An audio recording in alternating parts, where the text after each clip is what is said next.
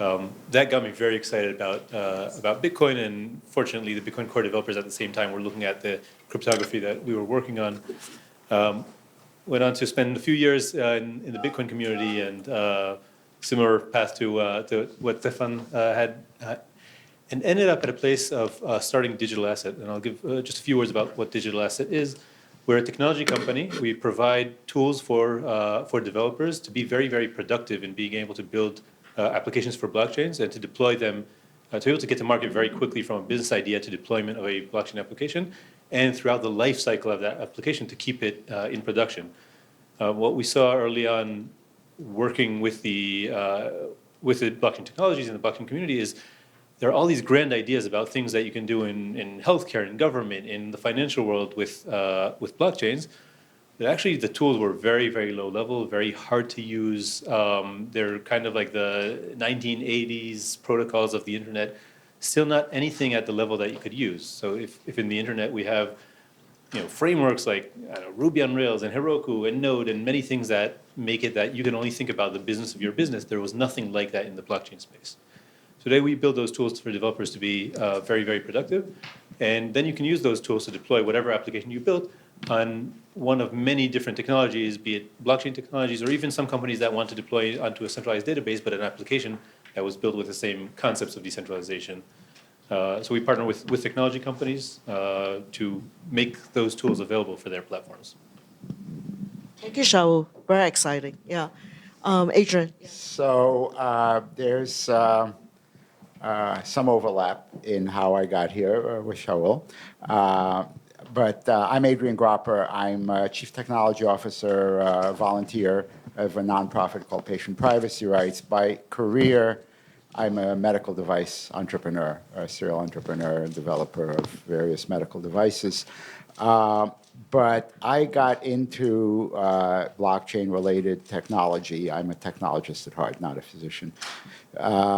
But even though the degree says it. So at MIT, hanging around the Bitcoin Club, which is an undergraduate thing. It was my education, and because I was already involved in a lot of identity work previously, standards work related to that for many years, I realized early on how valuable the blockchain technology was going to be to identity-related things. And that led to my participation with W3C on the standards that we'll be talking about over the last 4 years. Great. So you must have cross path, maybe, I don't know. You're too busy with Bitcoin and all this stuff and blockchain and probably don't have time to meet each other. I'm just kidding. So now please help us to understand some of all these terms, right, for this audience. Digital assets, smart contract. Starting with Shaul. Yeah.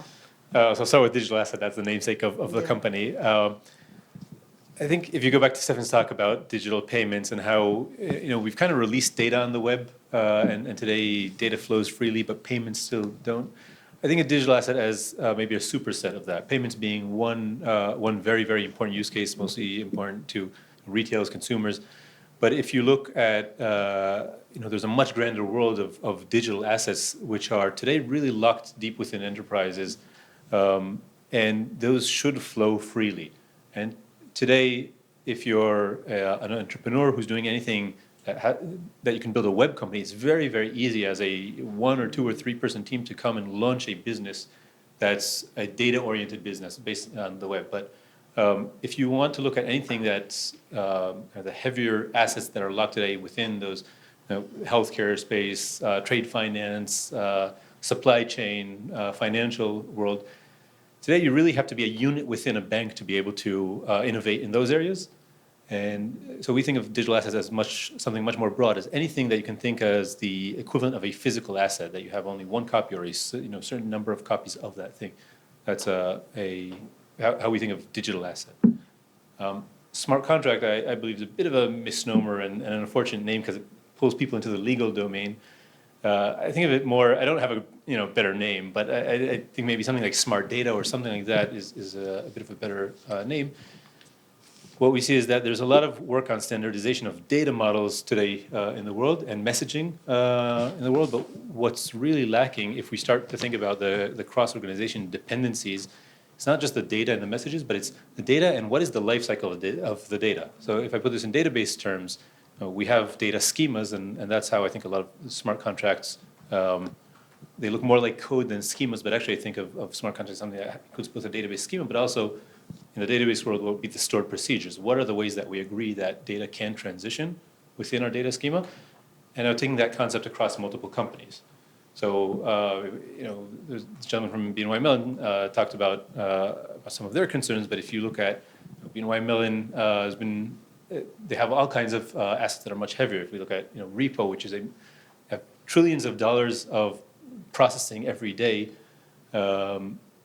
if now you want to start coordinating with other companies on that, you really need to coordinate what's the life cycle of this asset, not just what is the data standardization of this asset. So that's how we think of smart contract, a bundling of the data schemas plus the transitions on that data in a way that we can agree across multiple entities or companies. That's interesting. I'll follow up with that about the life cycle. That's a very interesting concept. Adrian,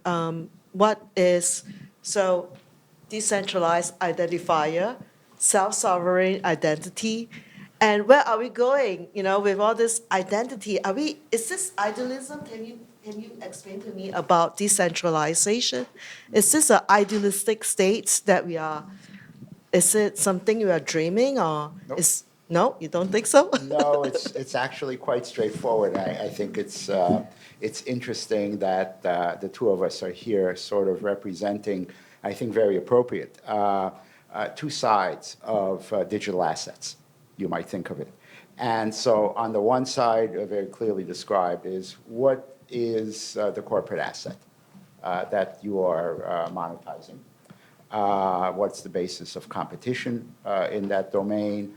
And exactly what are the regulatory issues that we have to face in doing that? And then on the other side, you have the contribution of personal data, the transactional stuff that was already mentioned in the previous talk, the contribution to clinical trials, for example, for research, and so on in the healthcare example. And so as we connect everything and we have this ability to do machine learning and big data, whatever that means, and we try to now regulate this divide, if you would, and it's not a contentious divide. Each one depends upon the other. In other words, society depends on the investment that is made by what I call the principals, the people who build CT scanners or new drugs, into the improvements in healthcare. But society does have to also guard how they manage the reputation of those physicians that are going to be prescribing these things. And do we end up with secret black boxes that now fragment medicine into the Mayo silo versus the Cleveland Clinic silo versus the Harvard Hospital silo, which we never had before? Is that constructive from society's case? And so the place where my work centrally focuses, and we'll get back to the idea in a second, is on this interface between how do we share the benefits of the data that is being monetized in different ways, whether it's as a digital asset or as a contribution to research, open research, and open medicine. And so to answer your question about what are the W3C standards, where they come in, is exactly parallel to where Bitcoin comes in as a model, but with respect to privacy and personal data. Namely, what the Bitcoin did 10 years ago is basically said, if we introduce this new technology, this cryptography, then we will remove the jurisdictional aspects and the policy aspects around the transactions that we heard so much about, and then we will put those back in as we see fit, but with maybe a completely different model. The same thing happens with self-sovereign or decentralized identity and verifiable credentials. Right now, our credentials and our identity are managed by platforms, by identity providers, by institutions, by government sometimes in many cases, and they are not under the control of the individual person. And so they're subject primarily to the jurisdictional and policy interests of those particular either businesses or governments. But adopting these blockchain methods that we both trace back our roots to at MIT to, now allows us to mimic what's going on with currency and finance into the personal data, identity, personal credentials, professional credentials. And then now we have the opportunity to think again as to how we monetize what in these two domains. Just on the clarification of all these technologies, I just want to dive deeper a bit. First with Shaul, right? About am I pronouncing it correctly? DAML, how you, DAML? DAML, DAML. Okay. Yes. And would you like to explain a bit more about that? So DAML is essentially a language and a framework that we've built, essentially be that abstraction across blockchains. Now, I'll put the identity aside for a second because that's a very interesting question of how do you interface into identity systems. That DAML is an abstraction and a language for people to be able to think in the business domain that they're working in. I think similar to maybe what COBOL was trying to do decades ago of saying, okay, we have all of these different architectures and platforms, but we need something that's at a business level that can deploy to these different new computer architectures that are coming up. So DAML is that toolchain and that language where you can think about the business, right, in a very, very concise way, the business logic of what you're trying to do, and not have to think about the deployment details of, I need to sign a message here or hash. So nowhere in the language will you see anything about giving a message or signing or hashing or anything like that. And then you can go in and use the tools to deploy to, again, whatever blockchain or distributed ledger, they're non-blockchain based distributed ledgers, or secure technologies. Sometimes they're trusted execution environment-based technologies or databases. But again, you as a developer can use DAML language to go and build that use case very, very quickly and deploy it wherever you want. An interesting thing is that DAML abstracts away the topic of identity, and it has something called a party within DAML, that's the basic identifier within each technology that maps to that technology. So this can be a sovereign identity, it can be a self-sovereign identity, it can be the identity as is locked in some company's Active Directory. But it's really to abstract away those details so the person writing the application doesn't have to deal with those concepts when they're writing the application. Very interesting. So, Adrian, when you talk about self-sovereign identity and decentralized identifier, I mean, it's really, where are we going with this, right? Are you saying that I can control my data the way I want to use it? I mean, is that the ultimate end goal, or Yes. do you want to elaborate a bit on that? Well, sure. The identity and identifiers are a somewhat abstract concept, and most people do not understand what that means to them. But when you translate it into practice, it basically looks like, what is your ability to do a transaction? Who controls the parameters around that transaction? And who benefits from learning from the digital exhaust, as some people, Shoshana Zuboff, critically call it, that results from that transaction, right? Because the transaction that you are involved in. And so the important aspect of the digital identity, self-sovereign identity, is that it introduces much more transparency and much more control over how the value of that transaction is going to be split between the various interested parties. There might be a platform still, or maybe not. That's the disruptive aspect of what's going to happen here. There is a social interest in open medicine and, cross-border collaboration on therapy. And there's an individual interest in protecting your own or your family's interest in whether that means privacy in a classical sense or different things that might evolve from that. So that's what the issue is. It's that people don't necessarily understand. They won't necessarily see the identifiers that we're talking about any more than they see the base code that we just, at that level. But what they will see is different ways of monetizing the value. And it's not always turning it into money. It's turning it into social benefit or into family benefit of a particular transaction. It looks like we are talking about like a trust model here also. I've been looking for YouTube videos for my some classes that I'm teaching on blockchain, and almost all of the people in the talks are saying, you got to trust in the technologies, right? And unfortunately, technologies are created by people, human beings, right? And so, do you feel that both of you that this is going to garner more trust and confidence in terms of the transactions, in terms of what do you think? Trust is a very complicated concept. So I think there are different levels. At some point, yes, you can probably build a completely trustless system, but I don't think that's the highest value for what people are looking. So there are many efforts ongoing on saying, okay, I don't want to trust Intel who build the chip. I don't want to trust the people who are building the all of the different layers up the stack. At some point, I think we as a society do trust others, but it really depends on the value of what is what is the value of what is transferring. So going back, some of the users who are using our software, every transaction is multiple hundreds of millions of dollars.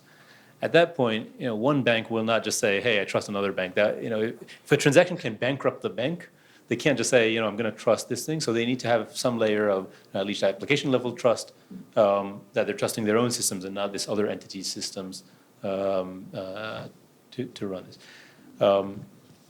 So I think it's a pretty complicated concept to think about what trust means. But what I do think this will unleash is much faster innovation. So once you introduce trust at the platform layer, more and more levels of trust and from the user perspective, they don't really see this, but this allows people to let go of more things and give access to end developers and users. I think you really speed up the innovation pace at which people start getting access to more valuable assets, be this identity or be this other types of digital assets. Start getting more access to those assets because you can trust the underlying infrastructure more. So companies and individuals feel more comfortable to put these assets on these platforms. And I think what we'll really see is innovation and the pace of innovation picking up a lot once you get these underlying systems to have less reliance on trust in single entities. Interesting. And Adrian? So I certainly agree that the pace of innovation is going to speed up.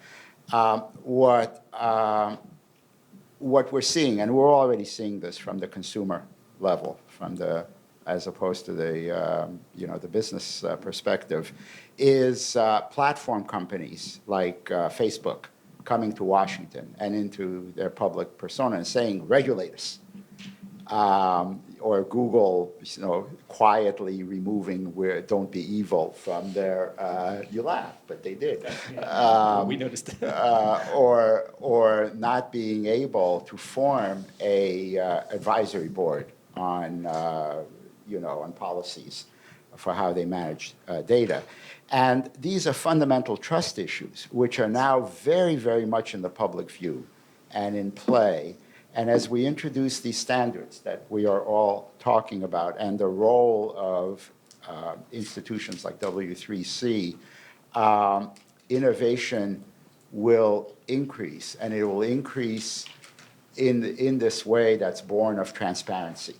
That's born of transparent standards organizations that are friendly to open source software, for instance, as opposed to the ones that only license things for the benefit of institutions. So there will be a lot more innovation in a much broader way as a result of what's going on here. We're seeing a trend. Both the technology companies that we partner with are saying we need to reduce the amount of trust in us, because they're starting to see end user data and company data as a liability. It's been seen as an asset for many, many years, but now the tide is shifting and they're starting to see it as a liability. They're also seeing that they're losing business because people don't want them to have that data. So now there's a push from the technology companies to say, okay, we want to make our platforms that reduce the need to trust us. Yes. And then our users, we're seeing the same kind of trend where the users are saying, we're limited in new types of business that people would want to use us as platforms because we have the reach, we have the customers, we have the regulatory approvals already. But the new business, they can't launch that new business because of the amount of trust they have to have in that entity. So we're actually seeing both our partners and our users saying, we need these systems that reduce our users' trust in us. So there's very much a realization now that we need to reduce that amount of trust. And it's kind of counterintuitive. When we talk about trustless, that's usually a word that sounds negative, but people are actually looking at trustless as a positive thing. Like if you need to trust us less, then we're a more valuable provider to you. And I'm not going to belabor this, but just what we heard earlier about the open banking initiative as an example is, I think, an example of what you're just talking about, where the way that you build a business and you profit changes when you start looking at it from the open perspective. Interesting. So let's get back to 2019, right now. What is something that you're very excited about that is going to happen now and within reach with all these things that you have been talking about and maybe you have already implemented but you're not telling us, but maybe this is a time to share with us. So, yeah. So, of course, I'm not going to announce for our customers things ahead of them. One of the projects that I'm most excited about is also one of the most visible projects that our company is involved in. There's the Australian Securities Exchange has actually decided a few years ago that they're going to replace the actual register of all equities in Australia with a distributed ledger. And they're saying this is step one of a journey. It's not the last step. Replacing a national level infrastructure that's actually being used day in and day out and has high availability and disaster recovery, that takes a few years. But that thing, today, their customers already have access to that environment, are testing it out. It is slated to be launched in 2021. I think this is one of the projects that if you look at the complexity of it and the implications of starting to have these real world cases where something extremely valuable is moving on to a distributed ledger, where in the future we're going to see more and more access to these assets. That's one that excites me a lot, and there are many other companies that are going in that same direction. I think they've been the most visible and open, but there are other things that are happening at the same magnitude today that, again, I won't go and announce ahead of customers. But it's not a trick question, by the way. That really excites me. It's taken a long time from getting involved in Bitcoin and having that vision of a much more open ecosystem, and we're seeing it start to happen with payments and payment standards, and I think now with much larger, at least by kind of asset value, we're about to see hundreds of millions of dollars of transactions every single day move on these technologies, and that's very So exciting. may I ask more about this? It's like when you talk about the life cycle, and you start seeing anything that do with tracking and visibility and not really about money. I mean, I'm just saying as that, but at the end, it still involve money. Like, for example, a case that I heard about some toys being, being resell or transact. I'm not that kind of people who buy toys, but I do have a lot of toys, but I don't buy like this, in 6-figure, and then they use blockchain to track it, right? And so, so it's not like very a bit benign, like very harmless thing, right? Yeah, there are a lot of those, and we're seeing it in Salesforce just announced that they're working with Ferrari to track Ferraris. I'll get really excited when the micro payments start, when people start tracking the everyday small objects. We're using our own technology to do vacation tracking. So vacation approval being a digital asset. The concept of vacation day, and we're doing our task management on a distributed ledger, and I'll get really excited when we see the low value things start to move on this technology on the same platform that the high value things are moving. And we're definitely seeing a lot of supply chain moving to it, especially for high value items.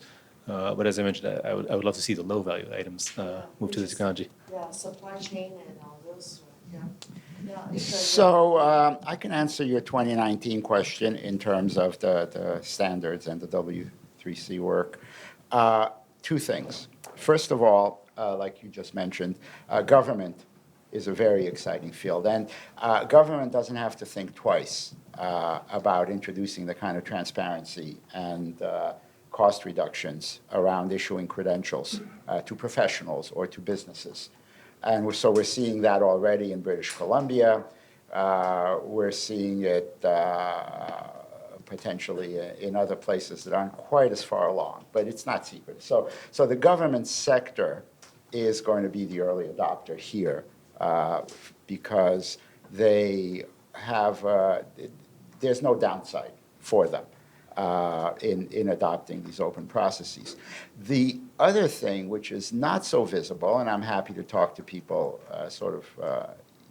individually about it because I don't want to represent a particular point of view, but what is happening in W3C around this is a very interesting discussion that's going to affect everybody in this room about the role of the computing platforms, the cloud providers. Microsoft is heavily involved here. You could imagine Amazon, Google, all of these purveyors, IBM, of software and computing services are now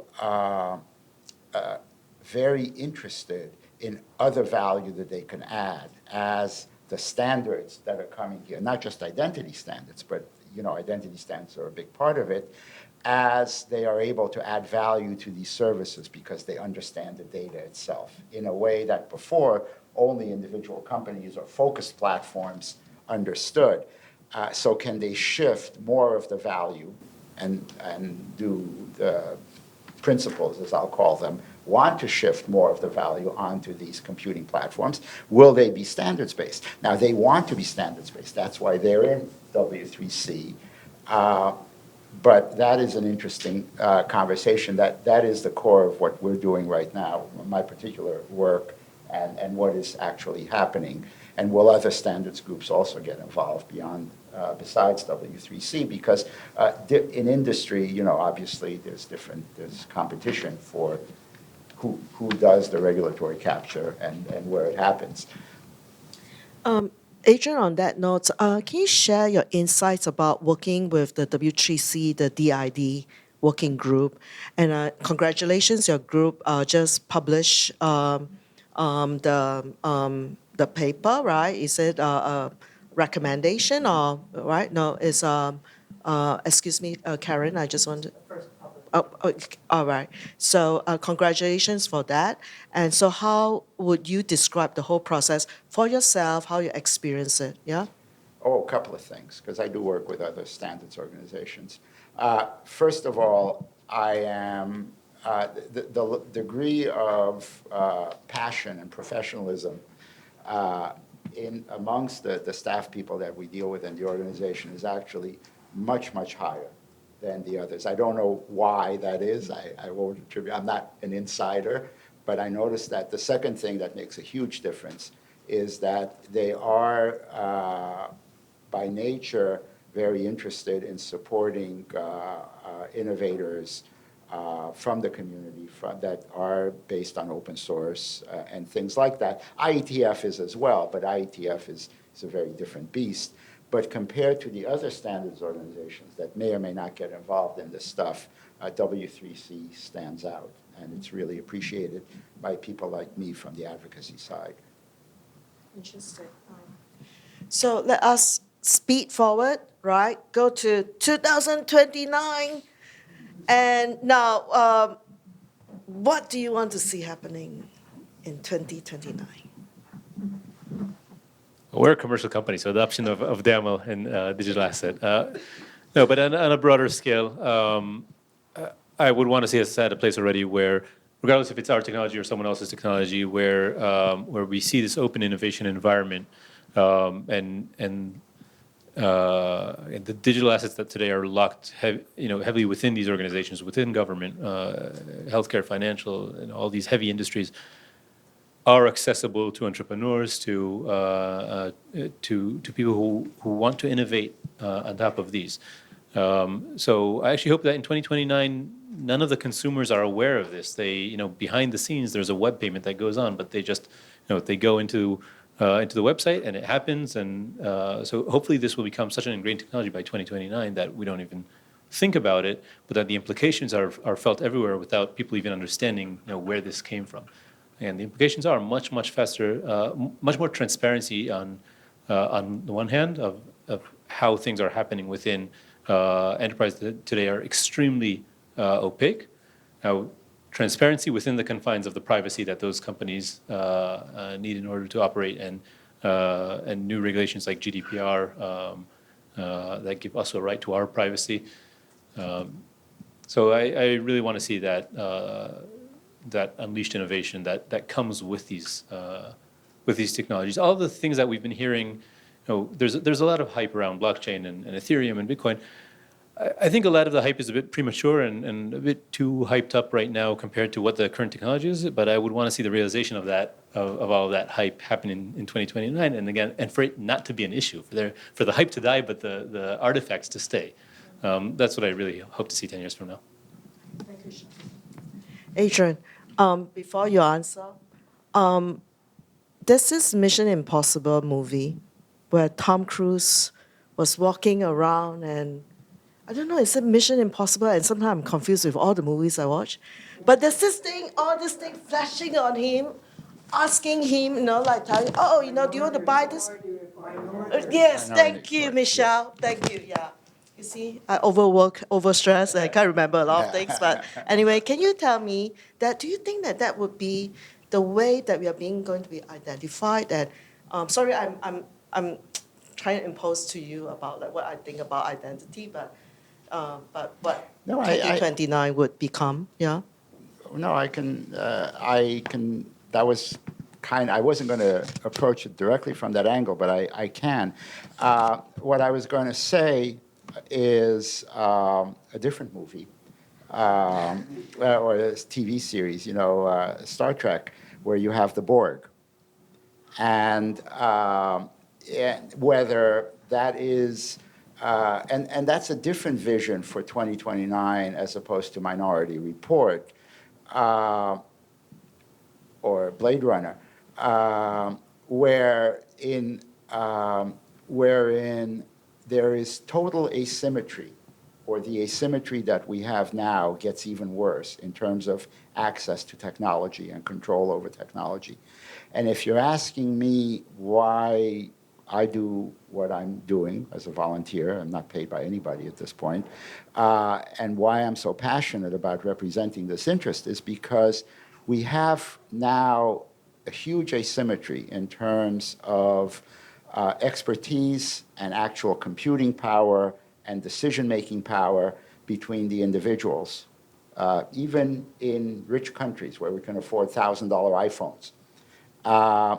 Even so, our ability to control our own identity, our transactions, the way our apps interact, even after paying $1,000 for an iPhone, is very, very limited as we are awash in these efficiencies that bring about efficient blockchain mechanisms that can then be used to monetize at the small transaction level and to do what we're talking about here.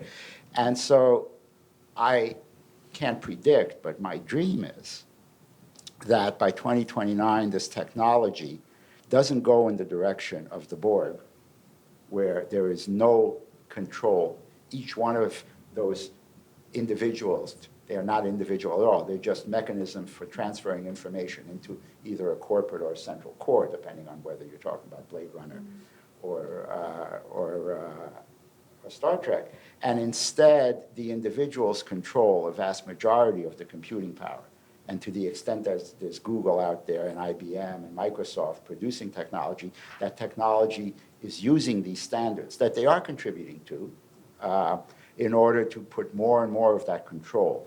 And so to put this in very clear GDPR context, the GDPR context separates data controllers versus data processors. And this was mentioned already.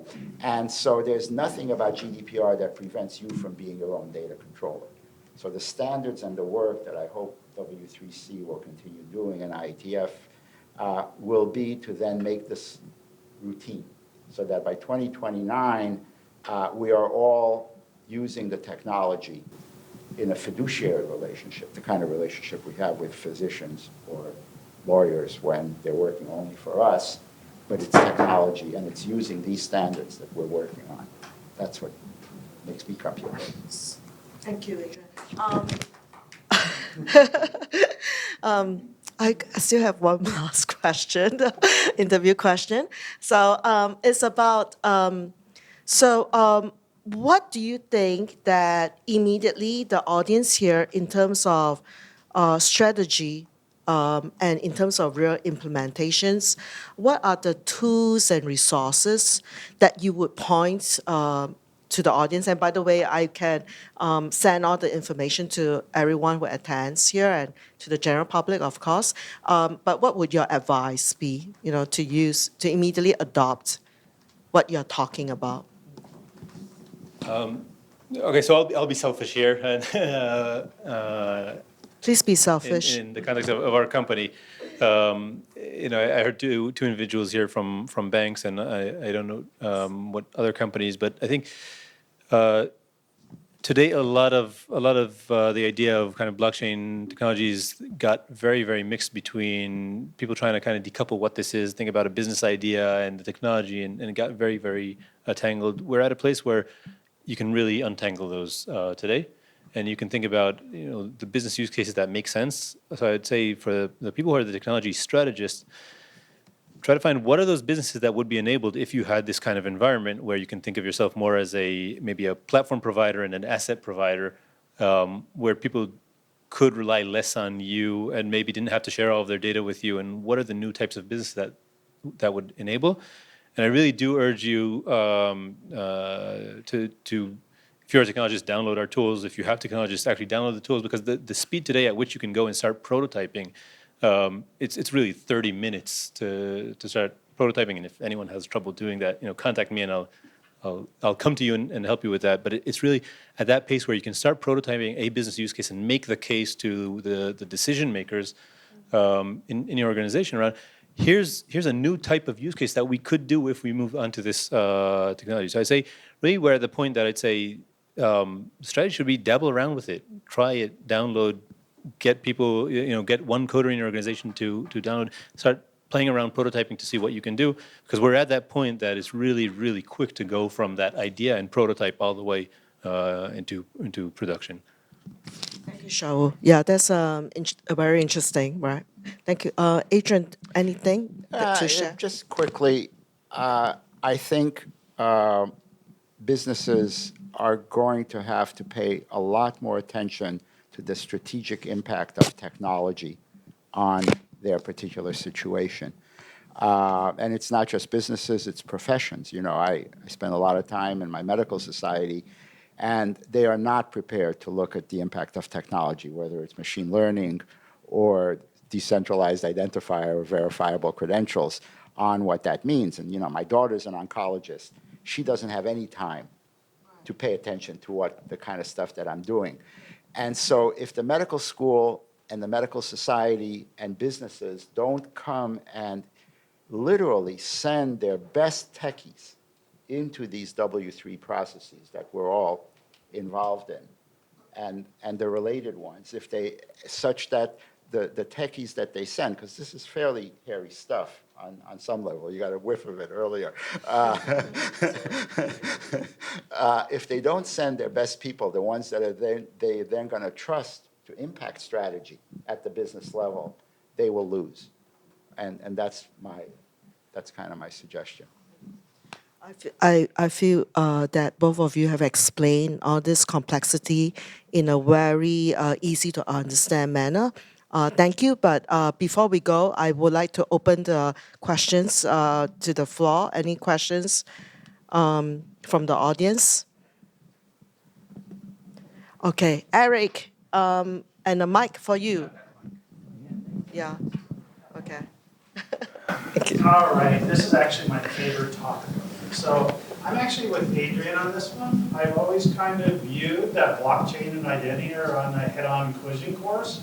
It's called privacy and the rights to be forgotten. I'm curious on what your two work are to enable that of, just like the cashless, I go in, I pay for something, I'm forgotten, I'm gone. Needs to have the same thing in the digital world because otherwise you're leaking privacy information everywhere. I'm curious what work is being done right now to address that. I alluded to it in the sense when I mentioned symmetry or agency and the availability of computing resources that are fiduciary, that have a fiduciary relationship. And there will be some element of regulation. And you see that's also going to be required. So it's not all technical standards work. And so you're seeing the work that's going on in Washington. There are maybe 10 different privacy laws out there in the US trying to sort of move beyond the California CCPA, maybe not do exactly what GDPR is doing, maybe do something that's more oriented to America. So what I'm saying is I think it's a matter of the standards being appropriate and implemented such that we can have our platforms or the vendors of technology be more like Apple than like Google. So when you buy into one of the two monopolies for mobile operating systems, you basically have a choice of one company that's at least trying to market itself or differentiate itself on privacy and another one who isn't.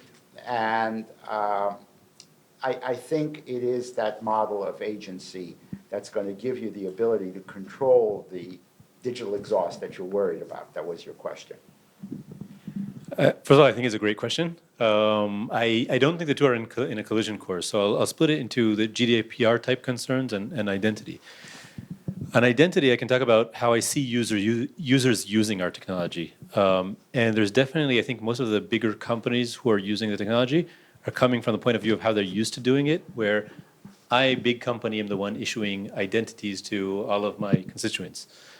We're also seeing a whole class of, I'd call it the smaller companies, the startups, the people playing around with technology who come much more from the perspective of kind of like PGP. I'm self-issuing my identity, and then I'm coming and saying, hey, I want to register on your service, and can I register, but the identity is mine. So from a blockchain perspective, almost every blockchain platform that we see, not all of them, but almost every one, it does have this concept of I own my keys, and my keys are really mapped to my identity. So there is a sovereign identity. So in that sense, I actually think blockchain technologies are incentivizing people to think much more from a self-sovereign identity point of view.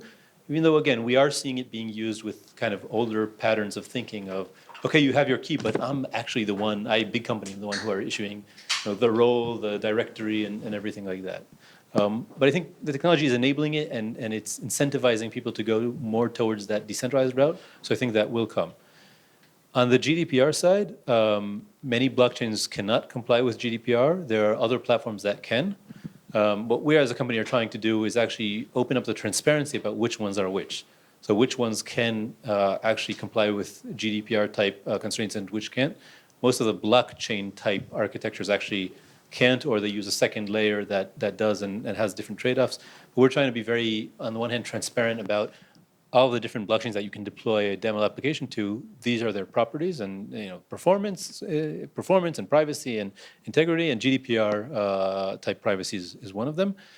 And the second thing is we're working with all these partners, many of them large technology companies, and showing essentially trying to drive their roadmaps by saying these are all the requirements that we're seeing from different users across different industry and across the board. And if you don't have this kind of feature, if you can't prune data based on a GDPR request, then you're going to lose this whole class of clients. And we're seeing that everyone is moving in the right direction. It will take quite a few years because people are already locked into certain architectures, and it's quite complex to move those architectures. But I think by giving that optionality and the transparency about these features, ultimately, I want to believe that the platforms that say that win, that are still around in 2029, are those platforms that can actually comply with all those requirements. And it's great that once you have a jurisdiction like the EU that's forcing GDPR, it's becoming a global thing. Anyone who wants to do business there has to have a platform that complies with this. So to summarize that, I think the original architecture of blockchains like Bitcoin and Ethereum don't comply well with privacy, but the platforms have moved a long way since then, and they're continuing to move in the right way. Thank you. Any other questions? If not, I do have one. So Okay. if you look at, no, sorry.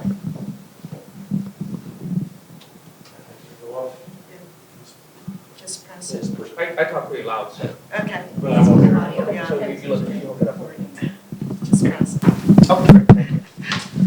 So what was my question? Lost my train of thought. Oh, I do remember now. So when June or July, around that time frame when Libra came out, I thought it was very interesting.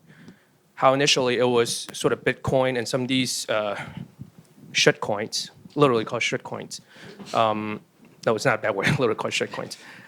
Or altcoins, whatever you want to call it. Sorry, I lost my train of thought for a second. So very interesting when it came out. And then also just as interesting, not too long ago, about a couple months ago, that the Chinese government are launching their own digital currency.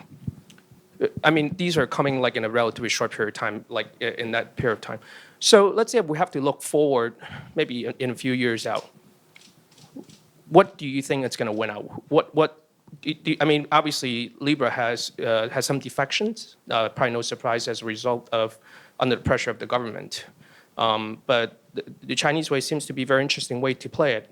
I have my certain thoughts, but I'd love to hear your thoughts. How do you think it's going to play out? So there are a couple of ways, right? Number one is the Chinese way. Basically, it's fiat to crypto or digital currency in that sense. So it's a fiat and crypto combined in one sense. Libra, more like not fiat-based, well, somewhat fiat-based, but non-bank entity. And then just pure crypto. So what are your thoughts? Thank you. Or maybe if there's an alternative way that you guys have, that I would love to hear. Thanks.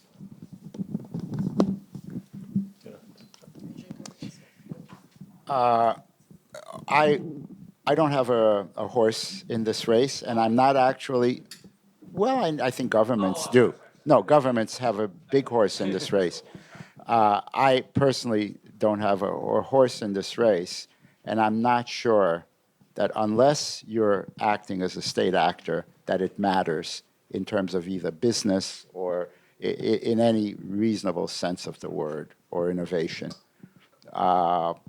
Because, I just, that's my simple answer. This is what the reaction we saw around Libra was not from the public blockchain community. Joe Lubin says, "Oh, go ahead, bring it on." The Ethereum guy and the Bitcoin community as well. This is the only reaction to it was from the government sector, and to me, that basically says, "Who cares?" So you don't know which is going to win? I don't care. What I'm saying is, I don't have a horse in the race, and I don't really care. Other people, besides government, might care. There may be other people around here that are looking at it from a different perspective. What do you think is going to win out, right? I mean, you don't care, just one thing. It's like, what's your prediction? What do you think is going to win out in terms of how the digital currency will play out? There's a great Yogi Berra quote, predictions are hard, especially about the future.